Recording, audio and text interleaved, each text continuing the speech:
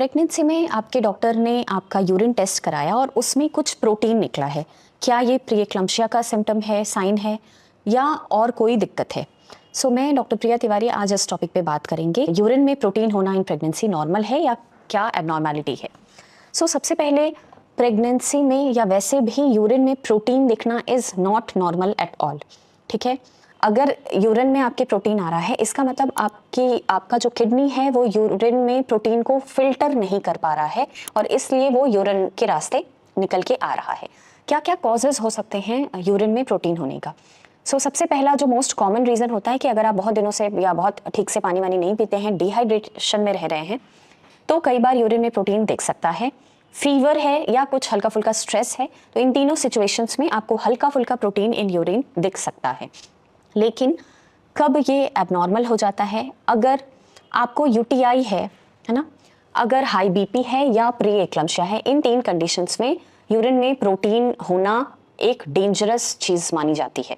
ठीक है, तो सबसे पहले ये डेंजरस सिम्टम्स आप कैसे समझेंगे? क्या क्या डेंजरस सिम्टम्स आपके हो सकते हैं? सबसे पहला, आपका अगर कंटिन्यूस प्रेगनेंसी में बीपी 140/90 के इक्वल या इससे अबव जा रहा है, ठीक है, आपको हेडेक हो रहा है, आपको आंख से धुंधला दिख रहा है, कंटिन्यूस वॉमिट हो रहा है, एपीगैस्ट्रिक पेन हो रहा है और स्वेलिंग फेस की भी है, हाथ पैर की भी स्वेलिंग है एंड वेट गेन लगातार हो ही जा रहा है, एबनॉर्मल वेट गेन हो ही जा रहा है। अब हम कब मानेंगे कि ये प्री एक्लम्पशिया वाले सिम्टम्स हो सकते हैं? जैसा मैंने कहा, ये सारे सिम्टम्स जो भी मैंने बताया, high BP with urine in protein, urine में प्रोटीन, ये दो सिम्टम अगर आपके हैं, ये दो चीज़ें हैं, तो ये दोनों को कंबाइंडली हम प्री एक्लम्पशिया कहते हैं। इसका इफेक्ट बेबी पे क्या आता है?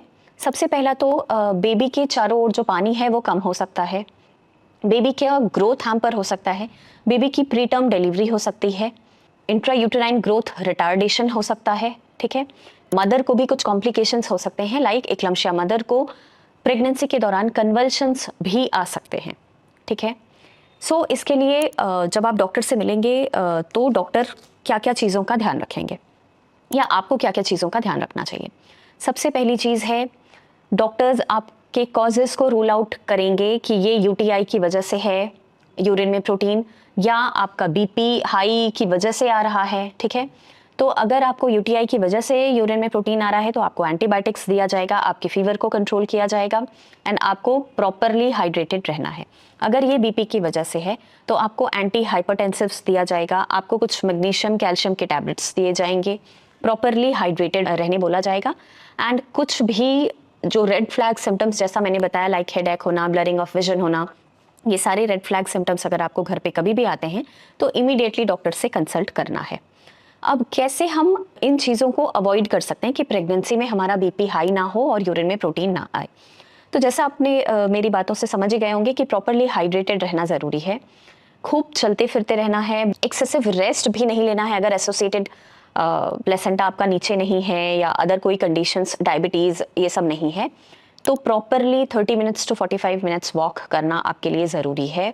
अगर बीपी हाई रहता है तो तुरंत में डॉक्टर से कंसल्ट करिए।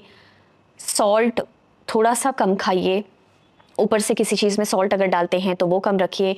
ऑयली स्पाइसी चीज़ों को अवॉइड करना है, बहुत एबनॉर्मल वेट गेन नहीं करना है। ठीक है, एंड अगर प्रीवियस हिस्ट्री बीपी की है प्रीवियस प्रेगनेंसी में या फैमिली हिस्ट्री डायबिटीज़ या बीपी की है तो उस हिसाब से डॉक्टर को पहले ही बताना है ताकि आप भी अलर्ट रहें और आपके डॉक्टर भी अलर्ट रहें कि ये चीज़ें आपको आगे प्रेगनेंसी में आ सकती हैं, then you have to be alert about that.